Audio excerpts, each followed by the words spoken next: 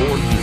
Feeling grow with number 92. They come running just as fast as they can, 'cause everyone's crazy about the overwhelmed brain.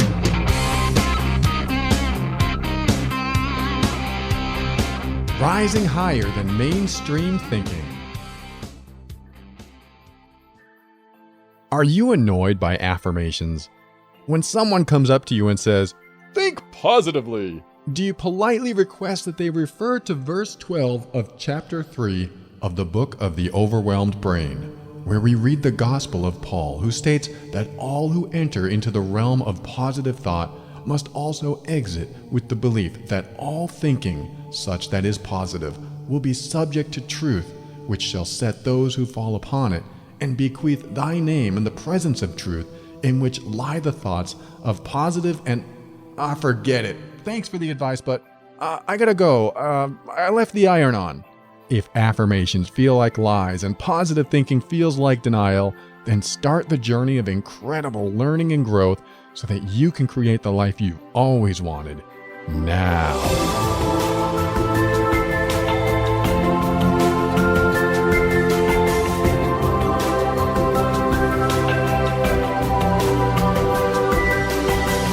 Hello, this is Paul Coliani, host of The Overwhelmed Brain, the personal growth show for the critical thinker.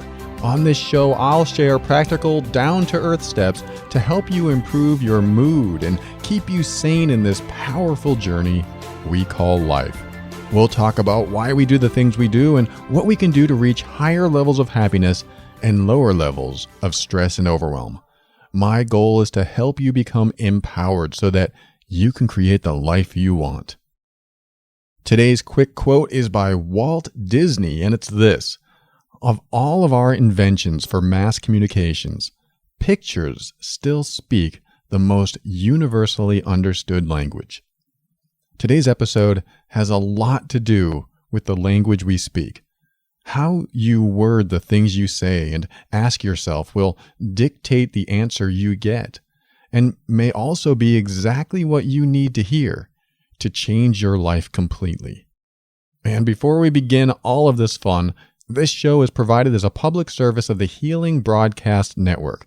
If you or your employer would like to sponsor The Overwhelmed Brain, simply send an email to sponsor@theoverwhelmedbrain.com and we'll send you the details. Speaking of which, if you've been listening to the show a while, you may have heard me say that I play guitar. Well, if you've ever had an interest in playing guitar yourself, I want to tell you about levelsforguitar.com. It's not the usual website for guitar lessons, as it uses a really simple but time-tested approach to guitar and music to teach you how to be an amazing musician, not just another guitar player. Now, the reason I'm telling you this is because they told me they wanted to offer the listeners of this show a 1-month free trial. That's incredible because you can learn a lot in a month. So get your free month of lessons at levelsforguitar.com/brain. I know you're going to enjoy it. So what's today's episode about? Well, a single sentence can change your entire life. A single sentence changed mine. I don't know how life would have turned out, better or worse, if I hadn't heard it, but one thing my stepfather said to me as a child stuck in my head my entire life. For some reason, I always wanted to be around mature people. Hanging around adults just felt better to me. I wanted to be accepted by the adults and interact with them. Some would talk to me and some wouldn't. But I was getting a little frustrated because I couldn't figure out why some adults didn't want to talk to me. It wasn't because I was only 10 years old, was it? Nah, it couldn't be. Well, I'm sure it had something to do with it for sure. I expressed my frustration with my stepfather, and he told me something that burned into my brain the moment he said it. He said, "If you want to be treated like a man, you need to act like one." Now, for some reason, what he said and the way he said it made an impact. And at that moment, I changed. I went from playing like a careless child and acting all goofy to listening to how adults talk to each other. I would pay attention to their responses after I would say something to them. Did they react favorably or not? Did they seem happy to talk with me? Or were they just getting the conversation over with so that they could go on to better things? I didn't know what I was doing then, but when I think back on it now, I realize that I became an observer of human behavior. I did change. My entire life changed, in fact, because I was able to communicate with people much older than me, which gave me a little advantage when I wanted to get away with things. I wasn't always in trouble, but because I observed how people reacted to my words and behavior, I could almost predict their behavior in most circumstances. At the same time this was a gift, it turned out to also be a curse. Now, curse is a strong word, but because I got so good at adjusting my behavior to fit someone else's personality, I was liked by everyone, and everyone trusted me. Even in elementary school, kids would confide in me and tell me secrets. But how is that a curse? Well, that part wasn't the curse. It was nice to be trusted and confided in.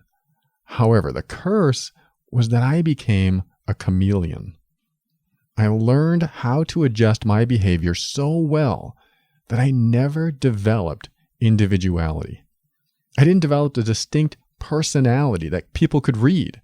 I was everyone's friend and knew how to communicate with almost everyone.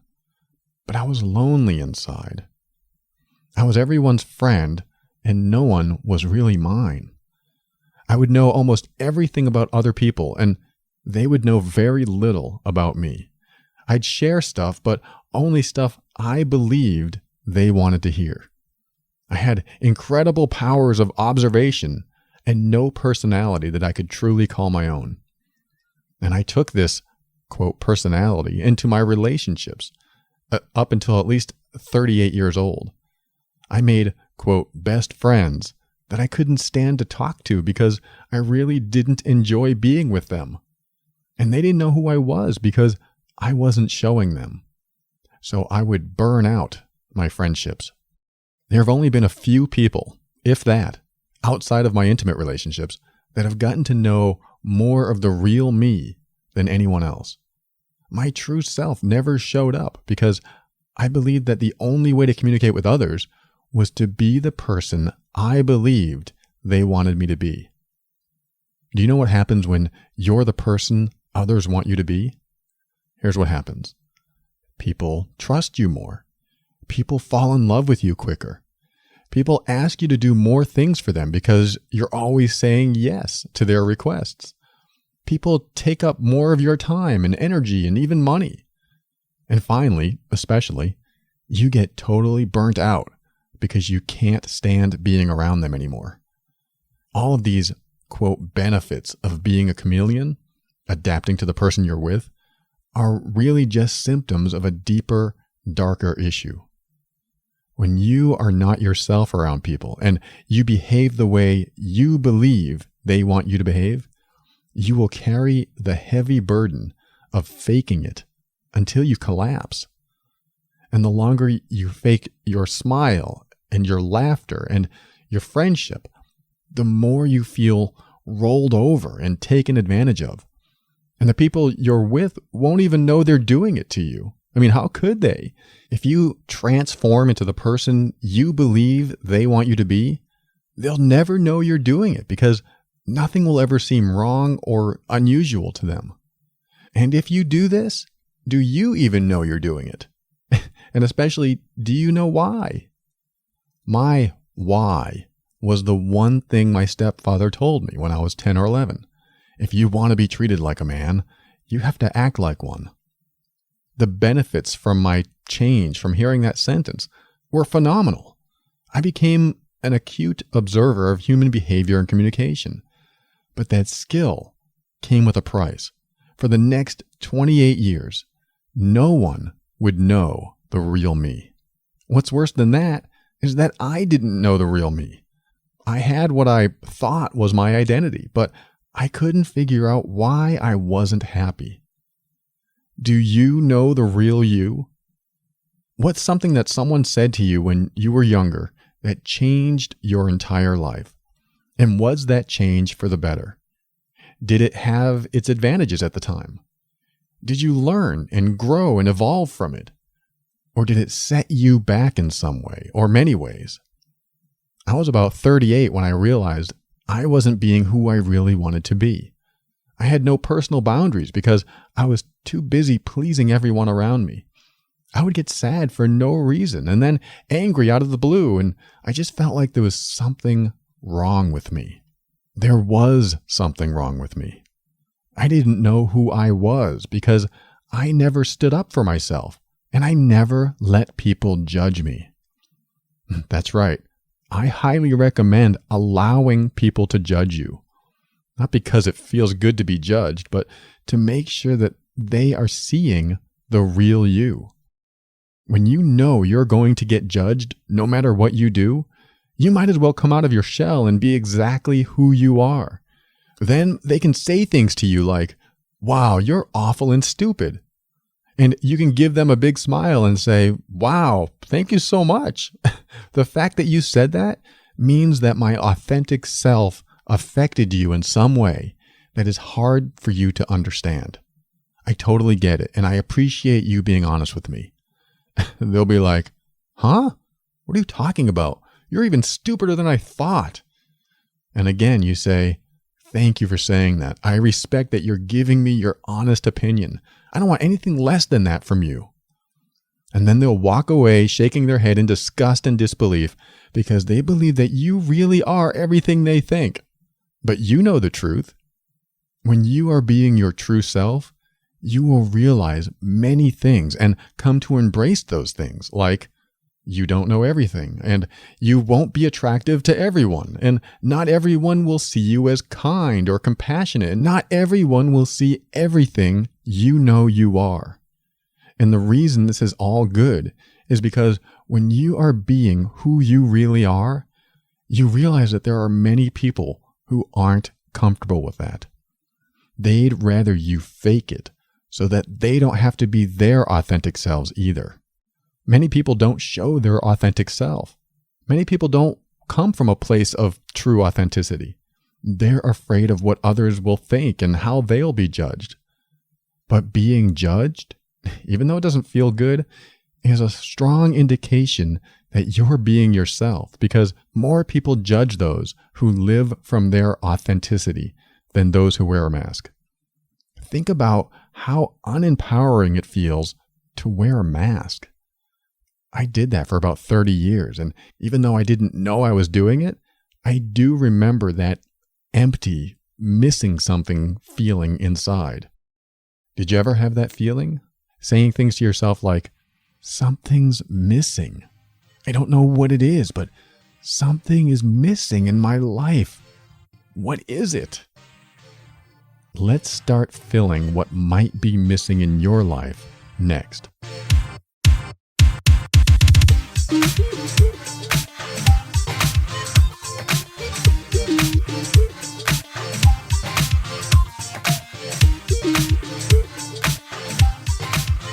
What's missing in your life? That's probably something you've said to yourself at least once. But the way you word that question can make a huge difference in helping you discover what is actually missing in your life. We're so used to asking questions in a way that makes sense. And as long as the question makes sense, we'll come up with the same answers we always come up with. It's like asking, "What's 2 plus 2?" You always know the answer, but some people will tell you, "Well, that's not always the case." And then you'll think they're crazy. It's simple math, of course. The answer is 4. But you already know where I'm going with this, don't you? 2 plus 2 doesn't always equal 4, because the first thing you have to do is define 2. 2 of what plus 2 of what is how you start to think differently. So when you come up with a question like, "What's missing in my life?" think about how you can word that differently so that you can come up with different answers. Does that make sense? For example, let's go through an exercise. I'm going to ask you a question, and you just think or say out loud the answer. Are you ready? What is missing from your life? Just think of one thing that you believe is missing from your life. Got it? Now, come back and listen to how I word the next question. It's going to be slightly different, and it's going to take your brain in an alternate direction. It may make you feel different, and you will probably actually think differently about the question, even though it's similar to the first one. Here it is. What exists in your life that prevents you from having what's missing in your life? This question, the way it's worded, forces you to come at the problem from the outside in, instead of the inside, where you are now, out. It's sort of like being locked in a building. You want to get out, but no matter how many times you try to open the doors, they won't budge. You try every day in a different way, but you always come up with the same result. You can't get out of the locked building. But what if you were outside the building trying to get in? That's what I like to do with some of the problems in my life. That's how I think and reword questions so that I can come up with different answers. What exists in your life that prevents you from having what's missing in your life? That's an out-of-the-box way to think. Now, I realize I added an element to the question that wasn't there before, and that is that something is actually preventing you from having what's missing in your life. But if you think about it, when you don't have what you want, something must be preventing it, right? And really, when you want or need something, what should you focus on? Should you focus on the thing you need, or what can help you get the thing you need? If I want to open a locked door, should I focus on just the door, or perhaps the means to open or unlock the door?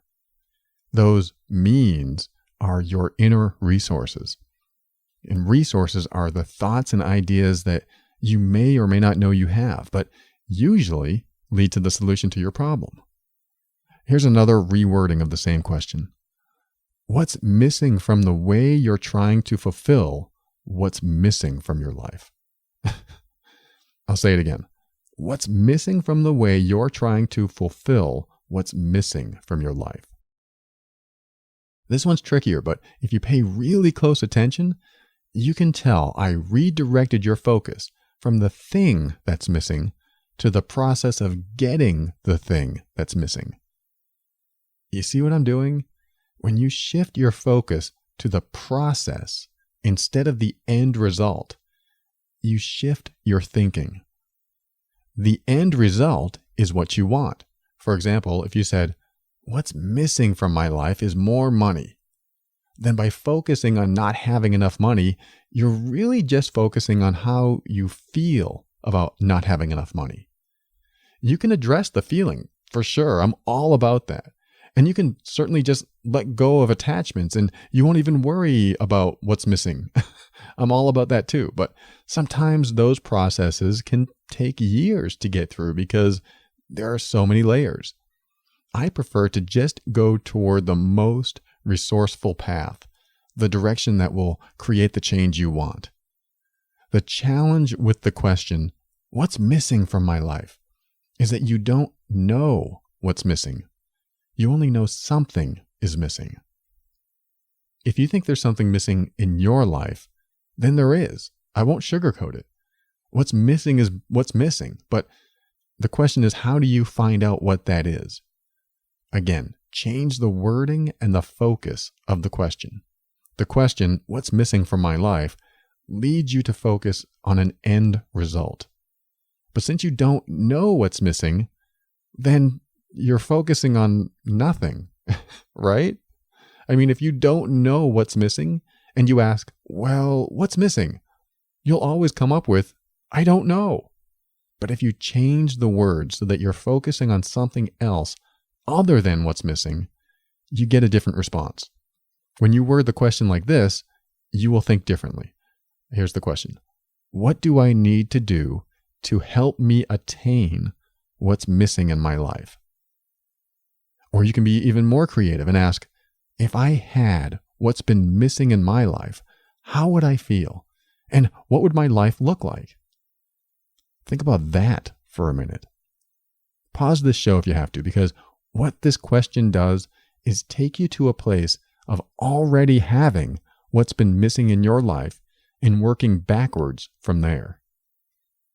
If you had what's been missing in your life, how would you feel and what would your life look like? Even if you don't know what's missing, you can still come up with an answer. And to further drill this home, you can answer this question. If someone took my place in this life, this is what I'd tell them that they need to do in order to feel satisfied and fulfilled. The power behind this question is that it really digs into your subconscious mind and finds the answers you already have. And that's the trick to all of this too. You have the answers inside of you, but because you've been asking the same questions the same way for such a long time, you can't access those answers. The simple question, what color is the sky, only needs to dig so deep into your brain for an answer. Why, that's an easy one. But change it only slightly, and you're forced to use more resources inside your mind. What makes the sky that color? Or what needs to happen to change the color of the sky? Now, unless you're a meteorologist or just know this kind of trivia, the rest of us have to think about questions like this. Change the questions you ask yourself to shift the focus. How do you do that? Well, it does take practice. After all, how do you learn to change a question if you never practice doing that? I'll tell you how in this last segment.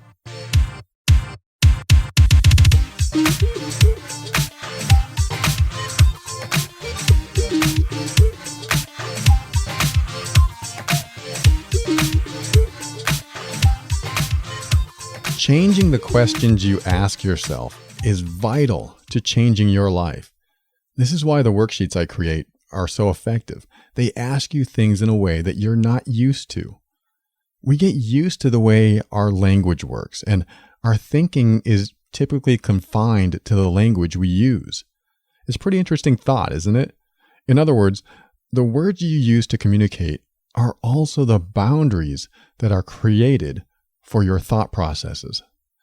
If you know 20 to 30,000 words and have figured out the easiest and most concise way of putting those words together to communicate your ideas, then that is the extent of your normal thought processes.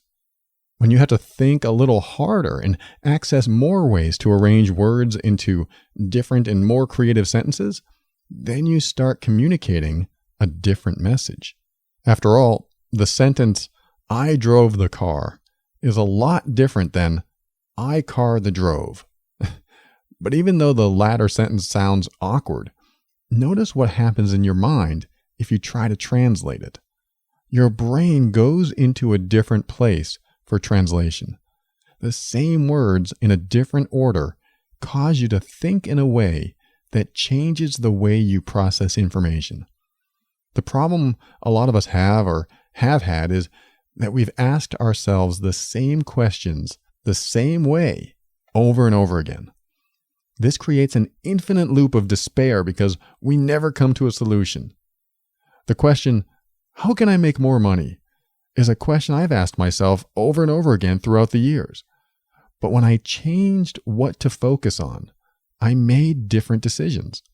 I would try to make more money by doing what I believed would make more money, but it never worked.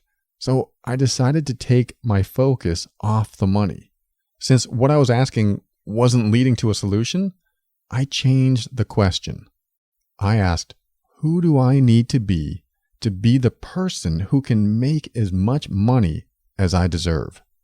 This question doesn't assume I don't have enough money. It just assumes that something needs to change in me. What's interesting about rewording the questions to yourself is that you discover something else that may be preventing you from getting the things you want in life, or even better, revealing what's missing in your life. My question, who do I need to be the person who can make as much money as I deserve, forces me to shift my perspective.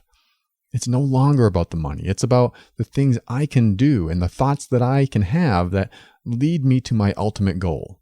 Does that make sense? In fact, that question assumes I deserve money. But what if when I ask it, I get this bad feeling inside of me and the words, "I don't deserve money," come to mind? Imagine if that was in me the whole time. That would reveal a whole lot about why I'm not making the amount of money I deserve. After all, if I feel I don't deserve money deep down inside, I'm going to make decisions based on that deep belief. That's why finding out your values is so important. The values worksheet that I created is designed to figure out what's most important to you so that your decisions and behaviors are in alignment with those deeper subconscious beliefs you're carrying around. And when you're aligned with your deepest beliefs about what's important to you, everything in your life lines up.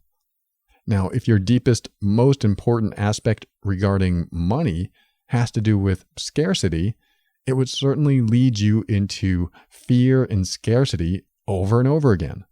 For example, in the worksheet I ask, what's important to you about X? X being the topic you want to address. So I'd say, what's important to you about money? And you'd list a bunch of things that are important to you about money. For example, I want lots of it. It has to come easy. I don't want to be in debt, etc., etc. It's not exactly how the exercise goes, but it's close enough. Once you list everything that's important to you about a major area in your life, and then you put them in the order of most important to least, you'll discover what's driving all of your decisions and behaviors. That's why when you reword the questions you ask yourself, you access the deeper recesses of your mind, causing you to uncover some very revealing and life-changing truths. When I changed how I worded my questions about money in my life, I changed my direction. I realized that it wasn't money that was hard to get. It was my fear of being good enough to deserve the money. If my decisions are motivated by that belief, I'll never make the money I deserve. So I worked on that and I changed my outcome. This works for anything you ask yourself, especially on a consistent basis. What's missing in my life? That's a big question. How many answers can you come up with? Probably quite a few. But where would you search for what's missing if you knew what was missing? That's a completely different way to look at the problem you're having. So what I want to share is one of the ways to figure out how to reword the self-talk and self-questioning going on in our minds. One thing is to use the 5 W's and 1 H. You know what those are, right? Who, what, when, where, why, and how. These change the direction of a question. The direction is what you focus on. When you change the wording of your question, focus on the process of getting what you want, not the subject of what you want. For example, focusing on all the ways of unlocking a door is a lot different than focusing on the door itself. Just focusing on the problem, a locked door for instance, only keeps the problem stagnant and unchanging.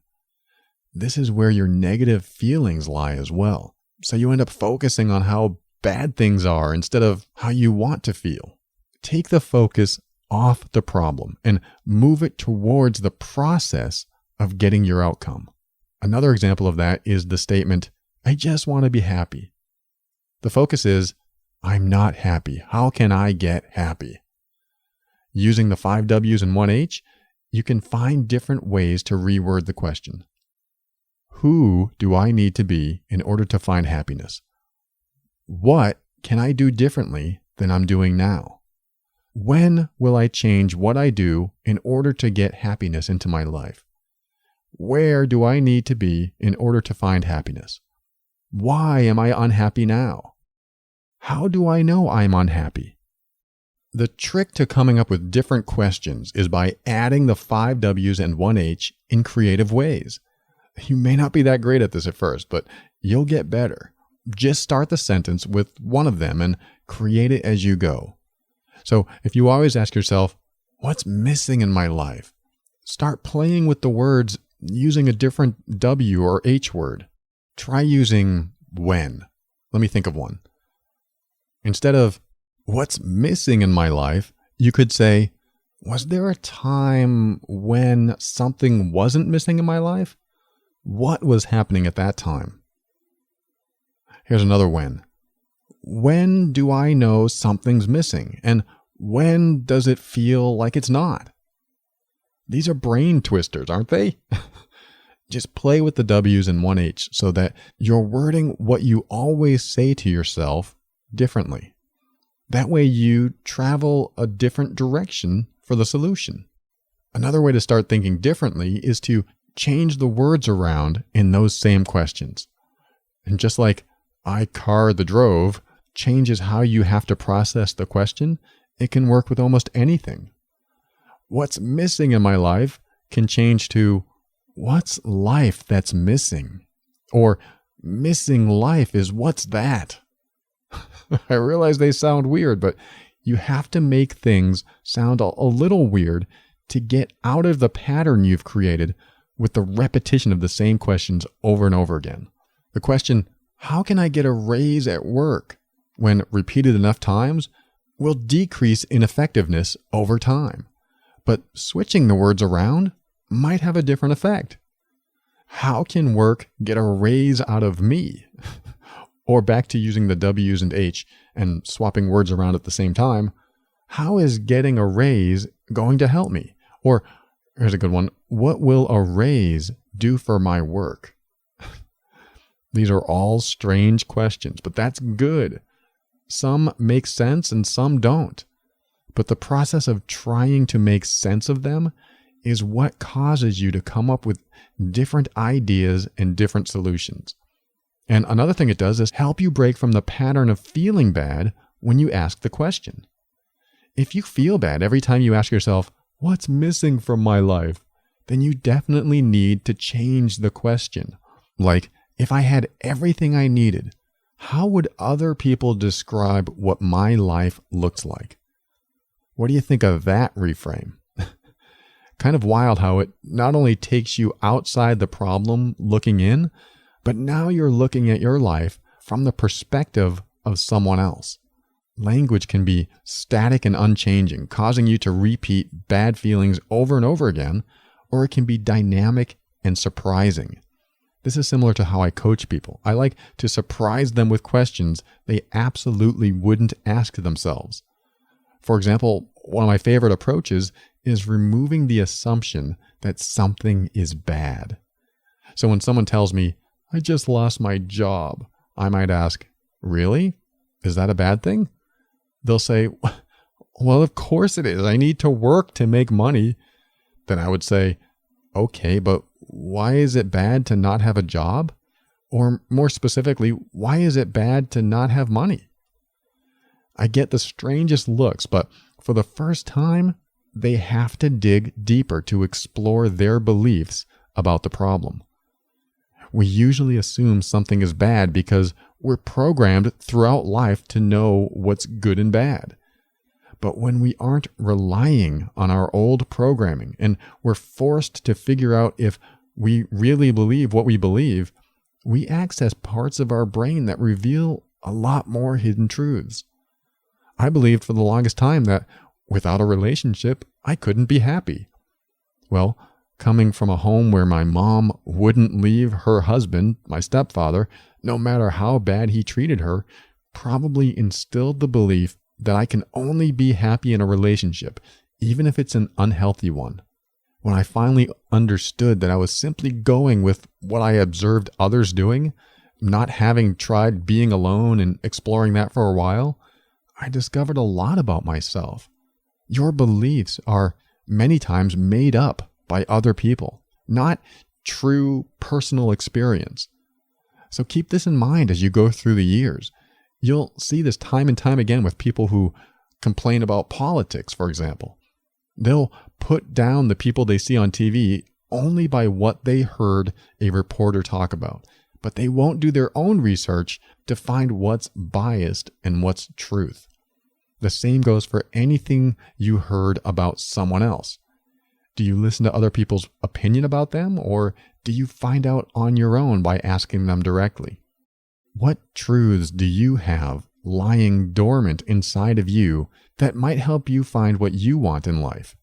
What is missing that might be down there that could change everything? Surprise your mind by changing how you think. And you change how you think by altering the language you use. Change the words, mix them up, add the 5 W's and the 1 H, and just know that the repetition of the same questions over and over again will cause you to never reveal what's missing from your life. Maybe nothing's missing. Maybe it's always been there, but you've been afraid to grab it. Sometimes figuring out what's missing is a matter of figuring out the one question you haven't asked yourself yet. Which brings my closing question. What is the one thing that you haven't asked yourself that, when you reveal the answer, will change your life in a way that is meaningful? Remember, these questions don't have to make sense. They just have to make an impact in your brain. When you change the way your brain normally works, you start changing your results. The process of thought can be stagnant and unchanging, or it can be dynamic with twists and turns to help you figure out solutions to life's most challenging questions. And with that, where can you go to have a great day? Oh, that might be the actual closing question. Oh well, remember, where can mean a lot of things. It can mean getting in your car or getting in your mind. It can mean going into another room in your house or another feeling in your body. Interpretation is the most wonderful aspect of all of this because how you interpret is where you end up.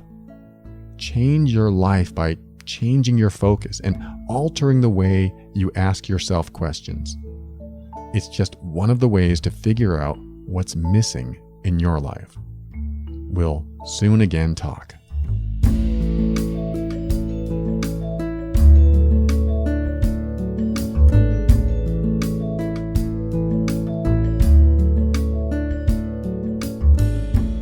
Thank you for listening to another episode of The Overwhelmed Brain. I thank Maureen, Amy, Anne Marie, Sean, Leith, Lori Jo, Amy, Kate, Lisa, Kathy, Ann, Anthony, Richard, Nancy, Graham, Rhoda, and Rhonda, Burton, and John for subscribing to the newsletter. And I thank Jeffrey for commenting on why he unsubscribed from the newsletter. Hey, I appreciate all the feedback when you unsubscribe for any reason. Thank you, Jeffrey. And for commenting on the blog, Larry, Alexis, and Dan. For connecting with me through Facebook, Gabrielle, Jeff, Peggy, Eliza, I'm not sure, Sandy and Greg, and Lyanne, I think, and Jeff, and Jamie. And for their reviews of How to Deal with Irrational People, the book I created a couple months ago, Herbie and Chris, thank you for your reviews in Amazon. And for connecting with me through LinkedIn, Taniqua. And for their direct messages, Farouk, S.A.J., Denise, Bill, Brandon, Sandy, Peggy, and Chris. Oh, wait, and Gina and Carl and Thomas, those two. And for connecting me through Goodreads, Matthew. And for subscribing to the YouTube channel, Wheat Bix Girl. And an Uber thank you to Lizzie and Alexis and Kimberly. I think I didn't mention you last week, Kimberly, for their generous donations to the show. Thank you guys so much. You are helping keep the show going. Speaking of keeping the show anything, keep up with the show by heading over to theoverwhelmedbrain.com and sign up for your weekly personal growth message. Feel free to reach out to me anytime through the contact link on that site as well. I also want to thank the listeners who are using the Amazon link on the site to support the show. Your support is helping, and if you aren't using the link to shop at Amazon, why not? You can help with the operating costs of this show just by doing what you're probably already doing, shopping at Amazon. Go to theoverwhelmedbrain.com and click on the Amazon button and find what you're looking for now.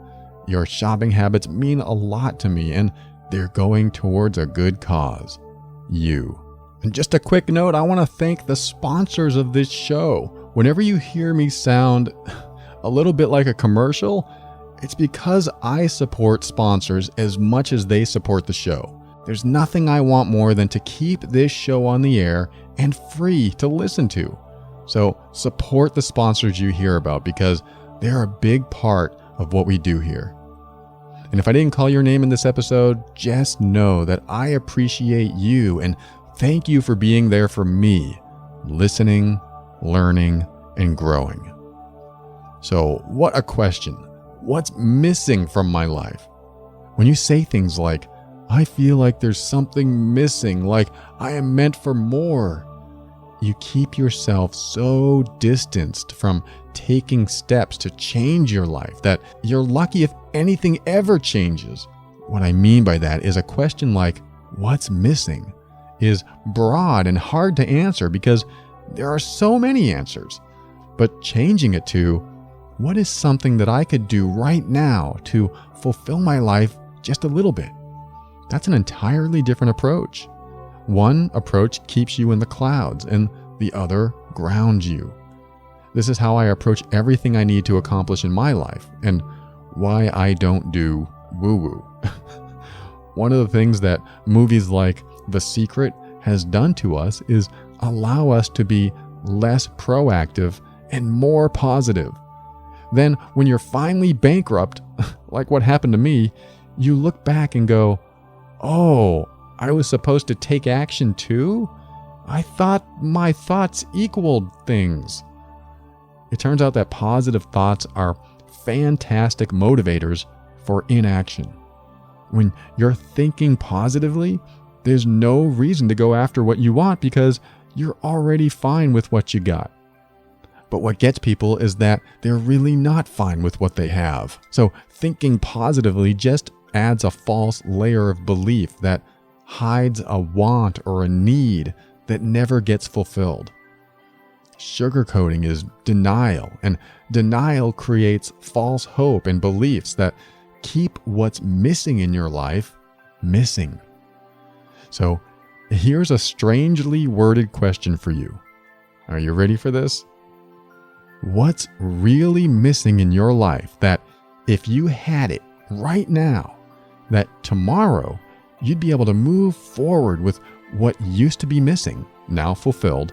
Can you go into the future with what was once missing and now completely a part of you, so much so that it fulfills you so that you can feel empowered now as you walk into a future knowing you will have all the resources you need? I'll let you wrap your brain around that one.